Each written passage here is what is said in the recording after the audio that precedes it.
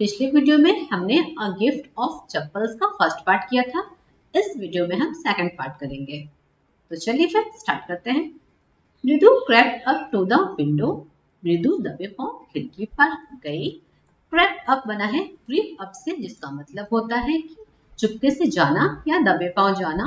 और अगर किसी कीड़े मकोड़े के लिए यूज हो रहा है जो कि पेड़ पौधे में होता है तो इसका मतलब होता है रेंगना। Lily was sitting a little distance away, awkwardly holding her violin and bowstring, her elbows jutting out and her eyes glazed with concentration.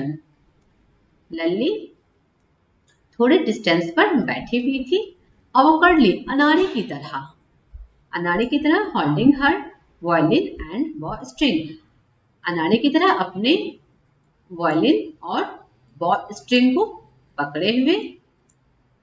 बॉ स्ट्रिंग होता है कि जो वायलिन में जो एक धागा होता है जिसके ऊपर बजाते हैं, उसी को बॉ स्ट्रिंग कहते हैं। Her elbows jutting out and her eyes glazed with concentration, उसके कोनिया बाहर निकले हुए थे, जटिंग आउट यानी बाहर निकले हुए थे, एंड उसकी आंखें एकाग्रता से चमक रहे थे। In front of her, with most of his back to the window, was the bony figure of the music master. उसके सामने खिड़की के पास पीठ का ज्यादातर हिस्सा था जो कि म्यूजिक मास्टर के बोनी फिगर का था। बोनी फिगर का मतलब होता है कि हड्डी के जैसा फिगर, यानी कि पतला दुबला शरीर। He had a mostly oiled head with a fringe of oiled black hair falling around his ears and an old-fashioned tuft. उसके सर का ज्यादातर गंजा था, यानी कि उसके सर का अधिकांश जो था वो गंजा था। इसको बॉल्ड पढ़ते हैं, बाल्ड नहीं पढ़ते हैं। विद साथ में विद फ्रिंज, और साथ में झब्बा था, यानी कि झब्बे गंजा तो था ही, और जो भी बचा कुचा जो भी था वो तेल से चिपचिपाया हुआ काले बाल का झब्बा था। फॉलिंग अराउंड हिज ईयर, जो उसके कान के चारों तरफ गिरा हुआ था। And an old fashion tuft, और एक पुराने जमाने का गुच्छा था। A gold chain clamped around his leathery neck, एक सोने का चैन उसके चमड़े के गर्दन के चारों तरफ चमक रही थी। तो and a diamond ring glittered on his hand as it glided up and down the stem of the violin, और एक हीरे की अंगूठी उसके हाथ में चमक रही थी। यहाँ भी ग्लिटर्ड का मतलब यह है चमक रही थी, और ग्लैम्प्ड का मतलब होता है चमक रही थी। एज, जब वायलिन के तने पर ऊपर नीचे फिसल रही थी, यानी कि जो हाथ है अंगूठी वाली हाथ, जब उसके हाथ वो वायलिन के तने पर, स्टेम का मतलब होता है तना, यानी कि उसका जो पार्ट है बॉडी पार्ट तना, उस पर ग्लाइडेड का मतलब एक्चुअली होता है कि स्मूथली मूव करना। तो एक तरह से वही कहेंगे कि फिसल रही थी। A large foot stuck out from beneath his gold-bordered vesty and he was beating time on the floor with the stony big toe. एक बड़ा सा पैर धोती के किनारे के सुनहरे बॉर्डर से के नीचे से निकला हुआ था। स्टक आउट मतलब निकला हुआ था पैर, एक बड़ा सा पैर। बिनीथ यानी कि नीचे से। वेस्टी का मतलब होता है धोती, एज मतलब किनारा, और गोल्ड बॉर्डर यहाँ पर बताया गया है कि इसका मतलब कि धोती पाड़ वाला था, बॉर्डर वाला था, और वो जो बॉर्डर था उसका कलर सुनहरा था। तो यही कहा गया है कि सुनहरे बॉर्डर से, धोती के सुनहरे बॉर्डर से एक बड़ा सा पैर बाहर निकला हुआ था। And he was beating time on the floor with the stony big toe, और वो बीटिंग टाइम का मतलब होता है कि ताल बजाना, जैसे कि धुन के साथ लोग पैर बजाते हैं ना, तो वही चीज वो बजा रहे थे जमीन पर, on the floor with a stony big toe, अपने बड़े से पतले अंगूठे से. He played a few notes. वो कुछ नोट्स को बजा रहे थे. Lily stumbled behind him on her violin. लल्ली उनके पीछे वायलिन पर ठोक रही थी. स्टम्बल क्योंकि वो ठीक से नहीं बजा रही थी तो उसको ठोकने जैसा कह दिया गया. Which looked quite helpless and unhappy in her hands. जो एकदम असहाय यानी कि बिल्कुल हेल्पलेस, जो बिल्कुल हेल्पलेस और नाखुश दिखाई दे रहा था उसके हाथ में. सिम्ड का मतलब होता है या लुक्ड, दोनों ही यूज किया जाता है. सिम्ड या लुक्ड तो दोनों के लिए होता है कि लग रहा था या दिखाई दे रहा था. What a difference! क्या फर्क था. The music master's notes seemed to float up and settle perfectly into the invisible tracks of the melody. Music master का नोट्स तैरता हुआ लग रहा था या प्रतीत हो रहा था और ना दिखने वाली इनविजिबल यानी कि ना दिखने वाली track melody of the melody मतलब कि धुन की ना दिखने वाली ट्रैक पर परफेक्टली सेटल था. यानी कि म्यूजिक मास्टर का जो नोट्स था वो तैरता हुआ लग रहा था. फ्लॉड अप, इसको एक्चुअली फ्लॉट अप नहीं बल्कि फ्लॉड अप ही पढ़ते हैं. फ्लॉड अप एंड और इनविजिबल ना दिखने वाली ट्रैक पर उसका धुन ना दिखने वाली ट्रैक पर परफेक्टली सेटल लग रहा था. It was like a wheels of a train fitting smoothly into the rails and wheezing along as Ravi said. ये रेल के चक्के की तरह फिट था और यहाँ पे देखिए यहाँ पर ट्रेन लिखा गया है और फिर यहाँ पर रेल यानी कि दोनों ही चीजें चलती है इंग्लिश में. तो ये ट्रेन के चक्के की तरह लग रहा था और जो कि इसमें क्या बोलते हैं ट्रेन में स्मूथली फिट था और साथ ही साथ सनसना रहा था यानी कि वो मतलब सही से अपना धुन एकदम से चल रहा था. एज रवि सेड जैसा कि रवि ने कहा था. मृदु stared at that huge be-ringed hand moving effortlessly up the violin's stem, making lovely music.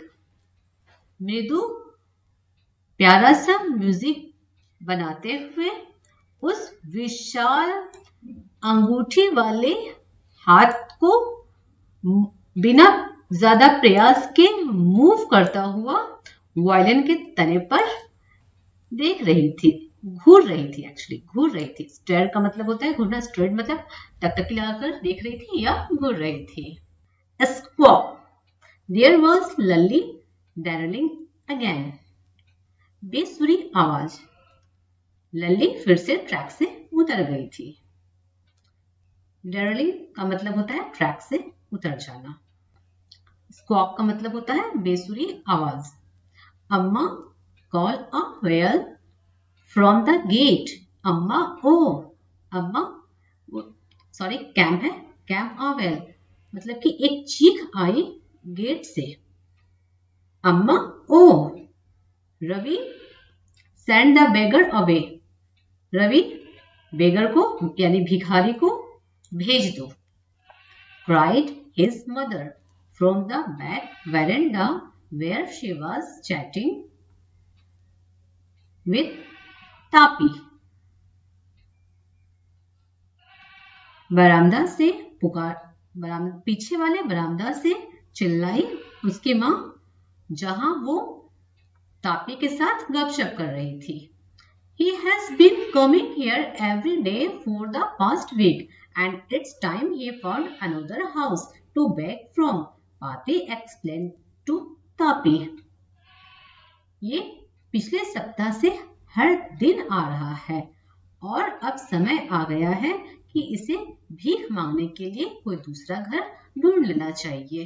पाती ने तापी से एक्सप्लेन किया यानी कि उनको विस्तार से इस बारे में बताया। ये जो है इट्स टाइम, ये एक एडवांस स्ट्रक्चर का है वर्ड। इसका मतलब होता है जैसे कि इसमें इट्स टाइम ही या फिर कोई भी यहाँ पर सब्जेक्ट होता ही की जगह पर, और उसके बाद जो वर्ब है उसका सेकंड फॉर्म यूज होता है। अब वर्ब में यहाँ पर फाउंड है, अब कुछ और भी हो सकता था, तो यानी कि समय आ गया है, अब उससे ये कर लेना चाहिए, इस टाइप का ये बनकर तैयार होता है इस एडवांस स्ट्रक्चर्स के साथ, जिसमें कि इट्स टाइम के बाद सब्जेक्ट और फिर वी टू का यूज होता है। पाती ने टापी से एक्सप्लेन किया। Mridu and Meena followed Ravi out. Mridu और मीना रवि के पीछे पीछे बाहर आई। The beggar was already in the garden making himself quite at home. Beggar पहले से ही गार्डन में था, अपना ही घर, एकदम अपना ही घर समझते हुए। Making himself quite at home इस तरह से कहा जाता है, जैसे कि अगर आपको कहना हो कि इसे अपना ही घर समझो तो कहते हैं कि मेक इट योर होम, इसे अपना ही घर समझो। इसी तरह से यह है making himself quite at home, मतलब कि अपना ही घर समझते हुए वो गार्डन में पहले से ही था। He had spread his upper cloth under the neem tree and was leaning against its trunk, apparently prepared to take a little snooze while he waited for the arms to appear. उसने अपने ऊपर के कपड़े को नीम के पेड़ के नीचे फैला लिया था। स्प्रेड का मतलब होता है फैला, यहाँ पर लास्ट है ये स्प्रेड, हैड स्प्रेड यानी कि फैला लिया था या बिछा लिया था कह सकते हैं।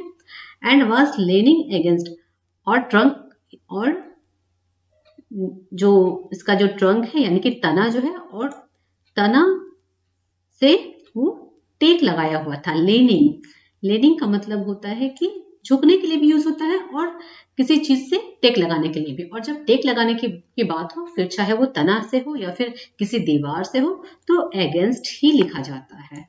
तो prepare to take a little snooze, थोड़े थोड़े, अ लिटिल स्नूज यानी कि थोड़ा सा झपकी लेने के लिए, टेक अ लिटिल स्नूज थोड़ा सा झपकी लेने के लिए तैयार जाहिर तौर पर लग रहा था, मतलब कि उसको देखकर ऐसा लग रहा था कि वो अब मतलब थोड़ा सा झपकी लेने के मूड में है। while he waited for the arms to appear, जब तक कि वो इंतजार कर रहा था भिक्षा के निकलने का। appear मतलब निकलना, arms मतलब होता है भिक्षा। go away said Ravi sternly, Ravi ने कड़ाई से कहा, जाओ यहां से।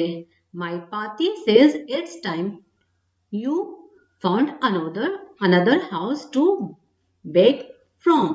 मेरी पाती कहती है तुम्हें अब वक्त आ गया है तुम्हें भीख मांगने के लिए दूसरा घर ढूंढने का। The beggar opened his eyes very wide and gazed at each of the children one by one. बेगर ने अपने आंखों को पूरी तरह से खोला। वाइड का मतलब चौड़ा तो होता है, लेकिन जब आंखों की बारी हो तो मतलब यहाँ पर पूरी तरह से खोलने के लिए भी वाइड का यूज होता है। तो बेगर ने अपने आंखों को पूरी तरह से खोला एंड, और चिल्ड्रन को एक एक करके, वन बाय वन, एक एक करके हर एक चिल्ड्रन को टकटकी लगाकर देखा। The ladies of this house, he said at last in a voice choked with feeling, are very kind souls.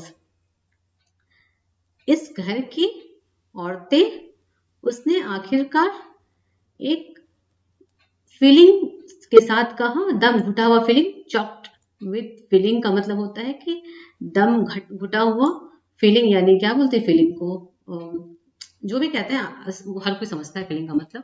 तो उस फीलिंग की आवाज से कहा कि यहां से यहां पर जोड़ दीजिए। The ladies of this house are very kind soul, बहुत दयालु आत्मा है। I have kept my body and soul together on their generosity for a whole week. मैंने पूरे सप्ताह उनके उदारता के कारण खुद को जिंदा रखा है। ये जो है एक तरह का फ्रेज है, kept my body and soul together। ये जो है ना, ये एक तरह का फ्रेज है जिसको कहते हैं कि अपने आप को जिंदा रखना। तो ये वही बात कर रहे हैं कि मैंने उनकी पूरे सप्ताह मैंने उनकी उदारता की वजह से अपने आप को जिंदा रखा है। फॉर अ होल वीक, पूरे सप्ताह।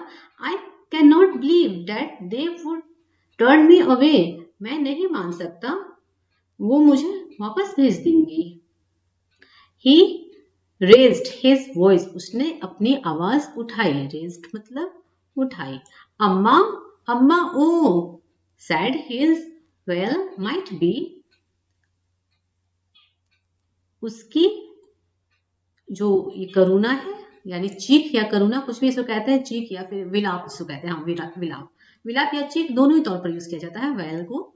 तो उसकी वेल माइट बी हो सकता था, सैड दुखी हो सकता था, बट लेकिन इट सर्टेनली वाजंट फीबल, पर यह निश्चित रूप से कमजोर नहीं था।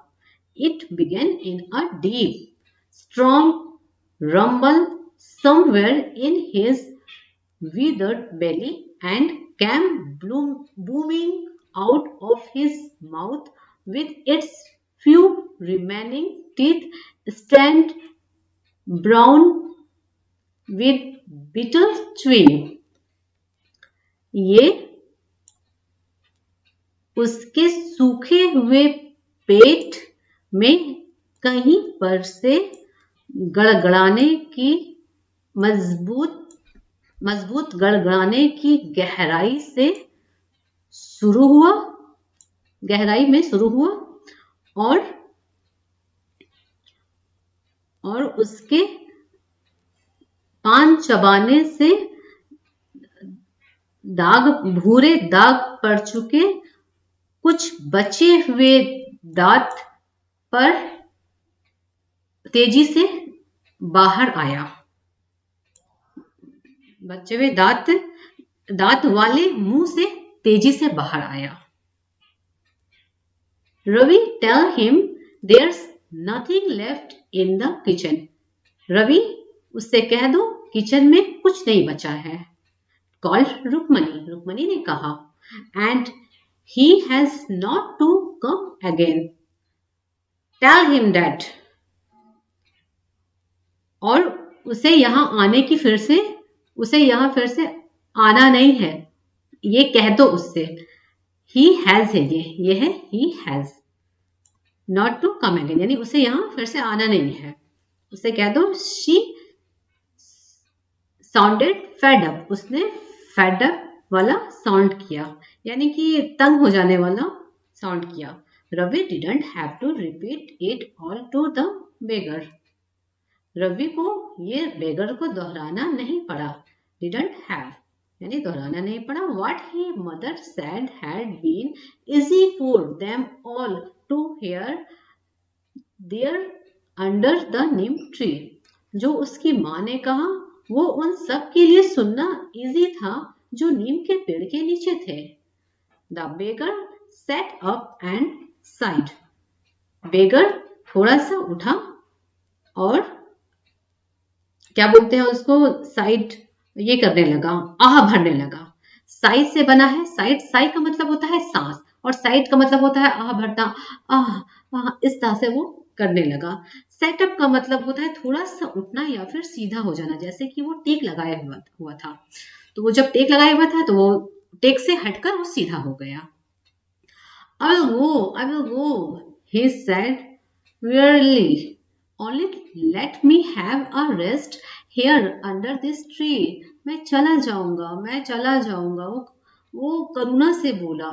वेयरली का मतलब होता है कि एक तरह से वेयरली का मतलब होता है एक तरह से थका हुआ जैसा आवाज होता है, या फिर जिद करना, तंग करना जैसा। किसी को तंग करते हुए ऐसा करने दो, वैसा करने दो, जब ऐसा लोग कहते हैं तो फिर भी उसको भी वेयरली कहते हैं। वेयरली सेड या फिर वो एक तरह से थका हुआ आवाज से बोलना, तो उसके लिए भी यूज होता है। तो वो थके हुए तौर पर या फिर तंग करते हुए, जो भी कह लीजिए, तो दोनों ही यहाँ पर हो रहा है देखा जाए तो उसने कहा इस तरह से, only let me have a rest here, और मुझे इस यहाँ पेड़ के नीचे बस आराम करने दो।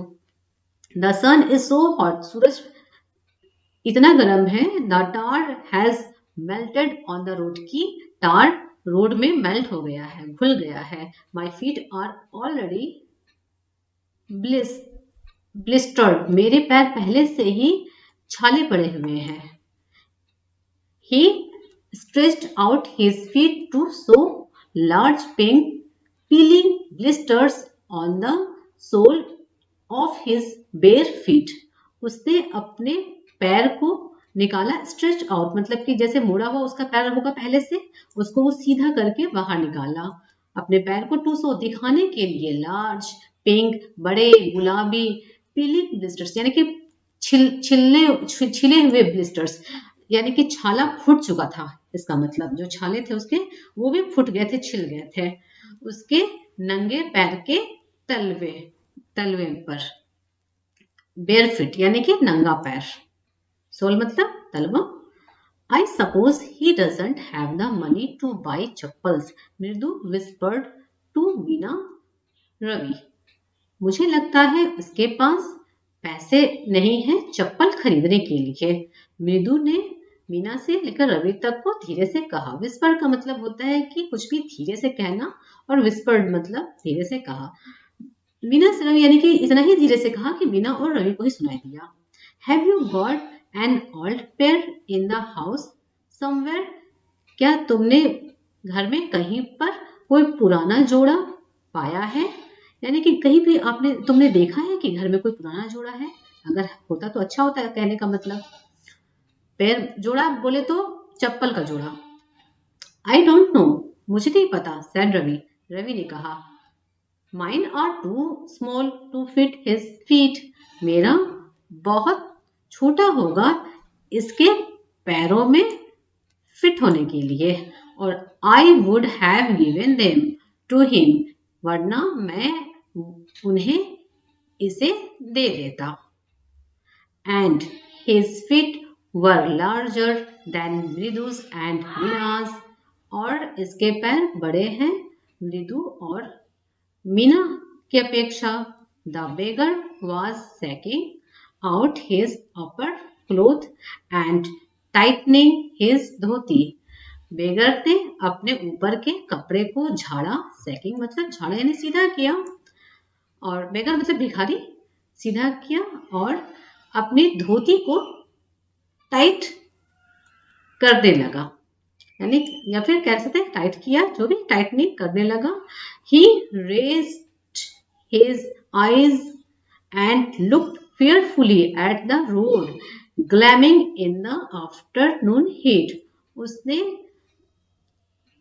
दोपहर की गर्मी में चमकते हुए रोड को डर से नजर उठाकर देखा।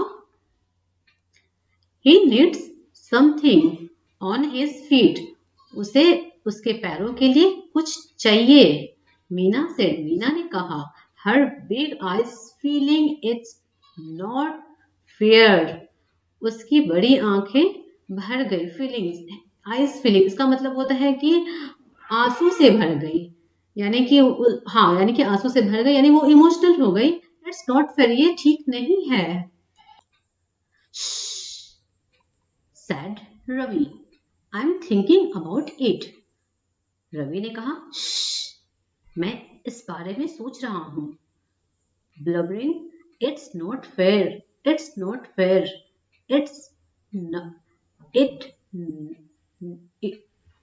isn't going to help, ये ब्लबरिंग यानी कि बुदबुदाते हुए, उदास मन से बुदबुदाते हुए होता है, एक तरह से रोने टाइप का। ये ठीक नहीं है, ये ठीक नहीं है, ये मदद नहीं किया जा रहा है, यानी कि मदद नहीं किया जा रहा है। In 2 minutes he will be frying his feet on that road, 2 minute में वो अपने पैर रोड में फ्राई करवा लेगा। What he needs is a pair of chappals. जो इसकी जरूरत है वो है चप्पल का जोड़ा। So where do we get them? तो मैं उन्हें कहाँ से लाऊं? Come, let's search the house. आओ चलो घर में ढूंढते हैं। He pushed मृदु and Meena into the house. उसने मृदु और मीना को घर में धकेला। Just as she slept into the veranda, Mridu's eyes fell on the odd-looking chappals she had noticed when she arrived. जैसे ही जस्ट एज यानी जैसे ही उसके कदम बरामदा में पड़े, इसको इंग्लिश में वेरांडा एक्चुअली पढ़ते हैं, वेरांडा। वेरांडा में पड़े, उसकी नजर वो पुराने से दिखने वाले चप्पल पर पड़ी। मृदु की आंखें उस पर पुराने दिखने वाले चप्पल पर पड़ी, जिसे उसने जब वो आई थी उस समय नोटिस किया था, यानी जिसे उसने पहुंचते ही नोटिस किया था। Ravi she whispered to him. Ravi उसने उसे धीरे से कहा, हुज आर दोज? वो किनके हैं? Ravi turn and glanced at the shabby looking but sturdy old slippers. Ravi मुड़ा और झलक मारा। ग्लैंस्ड का मतलब होता है झलक मारा, ग्लैंस का मतलब झलक मारना होता है, झलक ग्लैंस मतलब झलक मारा। एट द shabby looking मतलब कि पुराना खराब दिखने वाला, बट स्टर्डी, स्टर्डी मतलब होता है मजबूत, पर मजबूत पुराने चप्पल पर झलक मारा। He beamed and nodded. वो मुस्कुराया और सर हिलाया। नोड मतलब होता है सर हिलाना, यानी कि वो थोड़ा सा मुस्कुरा कर सर हिलाया। अच्छा, these are just the right size. यही सही साइज है। He said, उसने कहा, picking them up, उसे उठाते हुए। मृदु and Meena followed him nervously back into the garden. मृदु और मीना उसे फॉलो करते हुए घबराते हुए गार्डन में वापस आई। Here, said Ravi to the beggar. Ravi ने बेगर से कहा, ये रहे। Dropping the slippers in front of the old man. बूढ़े आदमी के सामने स्लीपर्स को गिराते हुए, यानी ऊपर से ऐसे पकड़ा हुआ था हाथ से और फिर उसको छोड़ दिया तो वो नीचे गिर गया उसके सामने। Wear these are, don't come back. इन्हें पहनो, वेयर यहाँ पर वेयर है पहना, वेयर दिस इन्हें पहनो, एंड डोंट कम बैक और फिर मत आना। और the beggar stared at the slippers hurriedly, flung his towel over his shoulders, pushed his feet into them and left, muttering a blessing to the children. बेगर ने sleeper को घूरा, हर्रिडली जल्दी से अपने टॉवल को अपने कंधे पर उड़ाया। मतलब कि वो जो चेन्नई के लोग होते हैं ना, वो कंधे पर वो हाथ से अजीब तरीके से मारकर कंधे पर ऐसे उड़ाते हुए रख लेते हैं, तो वही चीज उसने किया। Pushed his feet into them, उनमें यानी कि चप्पल में अपने पैरों को पुश किया, ढकेला, एंड लेफ्ट और चला गया। Muttering a blessing to the children, children को बच्चों को ब्लेस बुलाते हुए, यानी कि दुआ मतलब धीरे धीरे दुआ देते हुए वो चला गया। In a minute he had vanished around the corner of the street. 1 minute में वो गली के कोने के चारों तरफ से यानी हर तरफ से गायब हो गया। वैनिस्ड, ही हैड वैनिस्ड यानी वो गायब हो गया। The music master came out of the house and looked an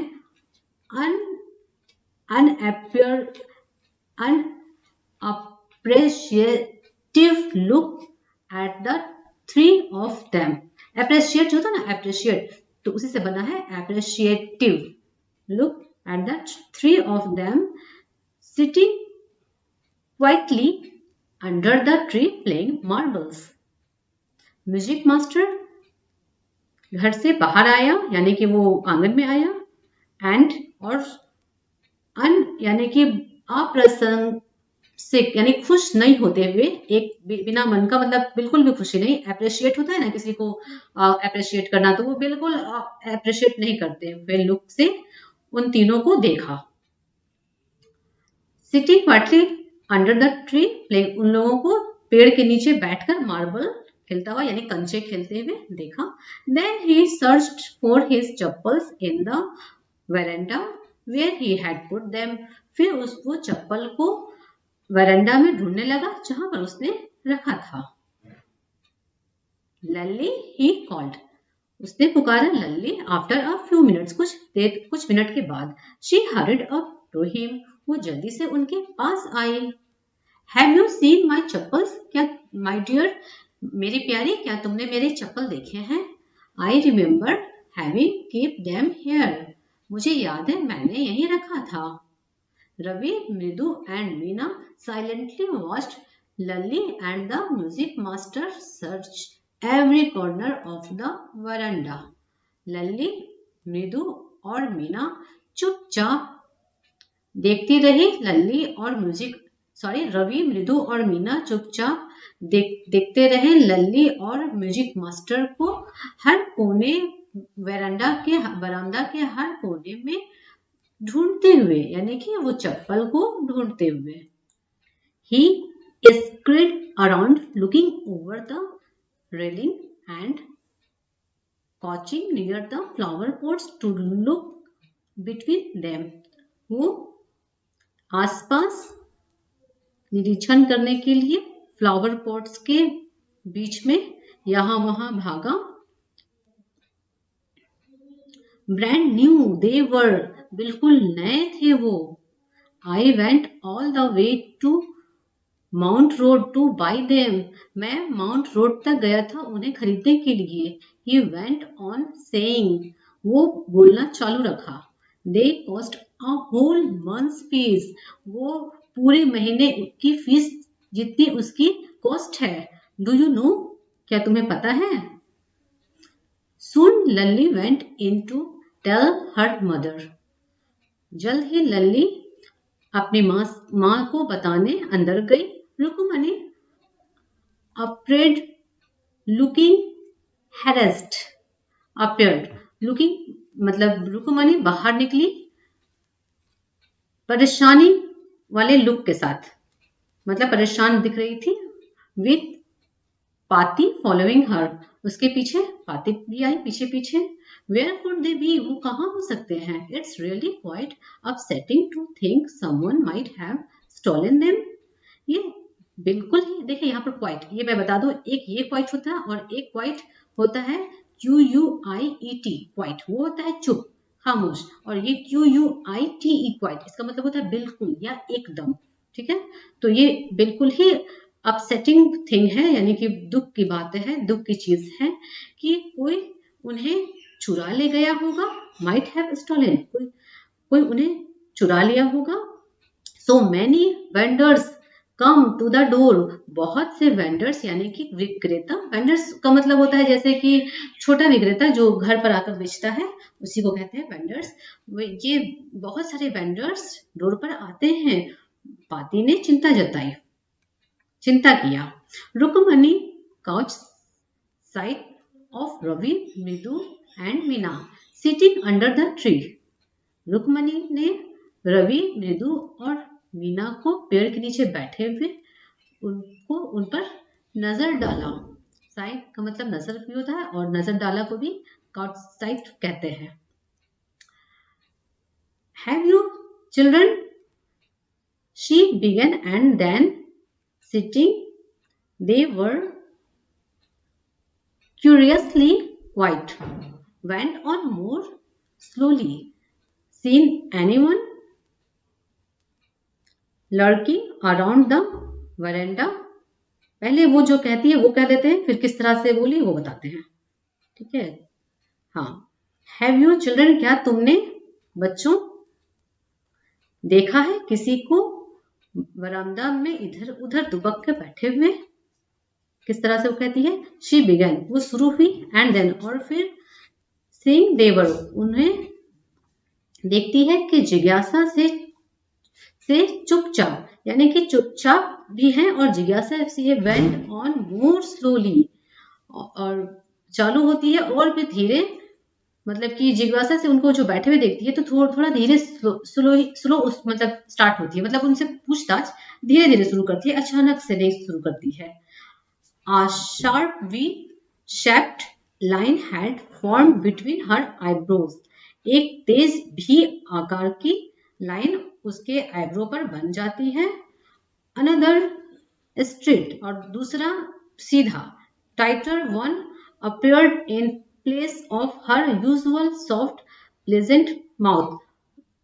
आमतौर पर जो उसका प्लेजेंट माउथ है, जो मतलब अच्छा सा प्लेजेंट, मतलब खुश रहने वाला जो होता है, प्लेजेंट माउथ पर एक तो वी शेप का उसके चेहरे पर बन गया था आईब्रो के बीच में, और उसके अलावा एक और सीधा टाइट सा उसके जगह पर, वो जो प्लेजेंट माउथ है उसकी जगह पर एक और सीधा लकीर बन गया था।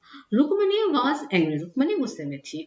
थॉट मृदु, विद अ शिवर, मृदु ने कांपते हुए सोचा, she wouldn't be so upset if she knew about the poor beggar with sores on his feet. She tried to tell herself. उसने, वो इतना ज्यादा अपसेट नहीं होगी अगर उसे पुअर बेगर के बारे में पता चल जाए। उसके फिट जो सोर्स थे, सोर्स का मतलब वही होता है छाले, छाले वाले फिट के बारे में, उसके फिट पर जो छाले थे उसके बारे में अगर बेगर के ये सब चीज के बारे में पता चल जाए तो वो इतना भी अपसेट नहीं होगी, ये मृदु ने सोचा। सी ट्राइड टू टेल हरसेल्फ, उसने उसे खुद ही बता देने की कोशिश की। टॉकिंग और टेकिंग और डीप ब्रेथ, लंबी सांस लेते हुए, शी क्राइड, वो चिल्लाई, यानी कि वो उसने जोर से कहा, Rukmani, there was a beggar here, एक बेगर था यहाँ, भिखारी था यहाँ, पुअर थिंग, बेचारा, पुअर थिंग का मतलब बेचारा, he had such boils on his feet, he had such boils on his feet, उसके पैर में ऐसे फोले थे। सो सैड रुक्मणी ग्लिमली, यानी पूरी बात बोलने भी नहीं दी और उतने में रुक्मणी ने कहा, तो गंभीरता से रुक्मणी ने कहा, टर्निंग टू रवि, रवि की तरफ मुड़ते हुए, you gave the music master's chappals to that old beggar who turns up here, तुमने म्यूजिक मास्टर का चप्पल उस बेगर को दे दिया, उस भिखारी को दे दिया जो यहाँ आता है। चिल्ड्रेन these days ग्रॉन्ड पाती, आजकल के बच्चे, पाती ने उदास होकर कहा। ग्रॉन्ड का मतलब होता है कि बहुत ही विलाप करते हुए कहना, यानी बहुत ही मतलब दुखी होकर कही। Amma, didn't you tell me about Karna who gave away everything he had, even his gold earring, he was so kind and generous. Amma, क्या आपने मुझे नहीं बताया था कि करण के बारे में, जो उसके पास जो कुछ भी था वो सब कुछ दे दिया था, यहाँ तक कि अपने गोल्ड इयररिंग्स भी, यानी कि जो बूंदे होते हैं वो सोने के, वो बूंदे भी दे दिया था। ही was so kind and generous, वो बहुत दयालु और उदार था। सिल्ली, बेवकूफ, स्नैप्ड रुक्मणी, मतलब तुरंत रुक्मणी ने कहा, Karna didn't give away other people's thing, he only gave away his own. Karan दूसरे की चीजों को नहीं देता था, वो सिर्फ अपने चीजों को देता था। But my chappals wouldn't have fitted the beggar's feet. Ravi rushed brashly on, and Amma, if they did fit, would you really not have minded? पर मेरे चप्पल बेगर के पैरों में फिट नहीं आते, रवि ने तुरंत कहा। यानी कि एकदम बिंदास बोला। एंड और अम्मा, क्या तुम्हें बुरा नहीं लगता अगर वो सचमुच में फिट आ जाते? रवि सेड रुक्मणी, रुक्मणी ने कहा, रवि वेरी एंग्री नाउ, अब बहुत गुस्से में है, गो इनसाइड दिस मिनट, अभी के अभी अंदर जाओ। She horrid indoors and brought out Gopu Mama's hardly worn new chappals. वो तुरंत अंदर गई और गोपू मामा के हार्डली वर्न यानी कि मुश्किल से पहने हुए यानी बहुत कम पहने हुए नए चप्पल को ले आई। ब्राउट आउट यानी ले बाहर ले आई। दिस शुड फिट यू, ये आपको फिट हो सकते हैं sir. Please put this one, please this on, please इसे पहन लीजिए। पुट ऑन का मतलब होता है पहनना, पुट दिस ऑन यानी इन्हें पहन लीजिए। आई एम सो सॉरी, मुझे बहुत खेद है। माई सन हैज बीन वेरी नॉटी, मेरा सन बहुत नॉटी है, मेरा बेटा बहुत नॉटी है। The music master's eyes lit up, म्यूजिक मास्टर की आंखें खुशी से मतलब खुश हो गई। Lit up, he put them on, उसने उन्हें पहन लिया। Trying not to look too happy, कोशिश करते हुए कि बहुत खुशी दिखाई ना दे। वेल खैर, I suppose this will have to do, मुझे लगता है ये चलेगा। These days children have no respect for elders. What to do? आज कल के बच्चों को बड़ों की रेस्पेक्ट नहीं है, क्या करें? A Hanuman incarnate, only Rama can save such a naughty fellow. Hanuman के अवतार हैं, सिर्फ राम ही ऐसे शरारती लोगों को बचाए। रुक्मणीज आईज फ्लैश्ड, रुक्मणी की आंखें चमक गई यानी कि वो आंखें चमकाने लगी यानी गुस्से में हो गई। She didn't seem to like Ravi being called a monkey, वो दिखाई नहीं दे रही थी ऐसी कि उसे मंकी कहलाते हुए रवि अच्छा लग रहा था, यानी कि उसे अच्छा नहीं लगा कि उसे वो थोड़ा पेसिव में लिख दिया गया है। शी डिडंट सीम यानी वो दिखाई ऐसा नहीं दी कि रवि को मंकी कहा हुआ उनको मतलब पसंद आया। इवन अ हॉली मंकी, यहाँ तक कि पवित्र मंकी, क्योंकि हनुमान जी कहा है ना, हनुमान मंकी ऐसा तो कुछ कहा नहीं, तो फिर भी वो हॉली मंकी है, तो ये भी उसको पसंद नहीं आया कि मेरे बेटे को कोई हनुमान भी कहे।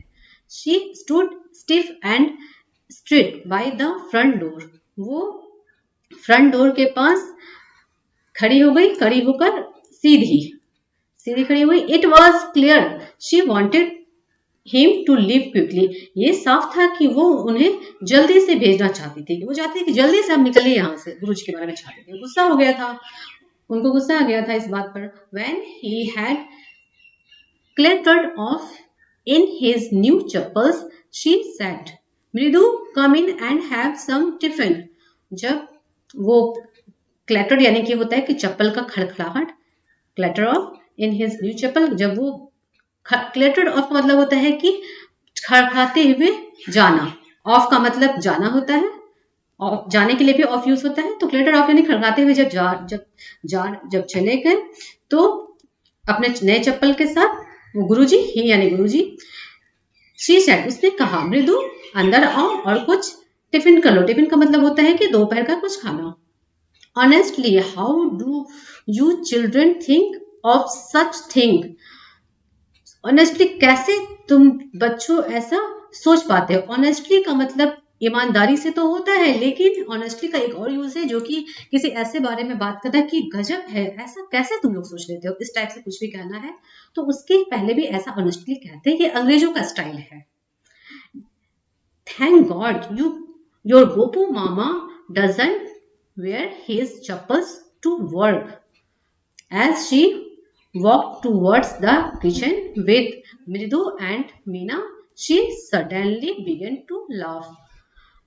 जब वो मृदु और मीना के साथ किचन में जाने लगी वो अचानक से हंसने लगे कि शुक्र है कि भगवान का शुक्र है कि गोपू मामा काम पर जाते हुए चप्पल नहीं पहनते हैं, but he is always in such a hurry to throw off his shoes and socks and get into his chappals as soon as he comes home. पर जैसे ही वो घर में आते हैं, जितनी जल्दी हो सके वो अपने शूज और सॉक्स को फेंक कर थ्रो ऑफ यानी फेंक कर चप्पल में आ जाते हैं। घर में यानी कि घर में वो चप्पल में आ जाते हैं। What's your mama going to say this evening when I tell him I gave his chappals to the music master? तुम्हारे मामा क्या कहेंगे शाम को जब उनको मैं बताऊंगी कि उनके चप्पल म्यूजिक मास्टर को दे दिए गए हैं। फ्रेंड्स, स्टोरी तो बहुत लंबी थी। अगर मैं भी बताते थोड़ा थक गई, मेरी भी जबान थोड़ी लड़खड़ा गई होगी, तो माइंड मत करिएगा थोड़ा। ठीक है, वीडियो अच्छी लगे तो प्लीज वीडियो को लाइक कर दीजिएगा और मेरे चैनल को भी सब्सक्राइब कर लीजिएगा। मिलते हैं नेक्स्ट वीडियो में, तब तक के लिए बाय बाय।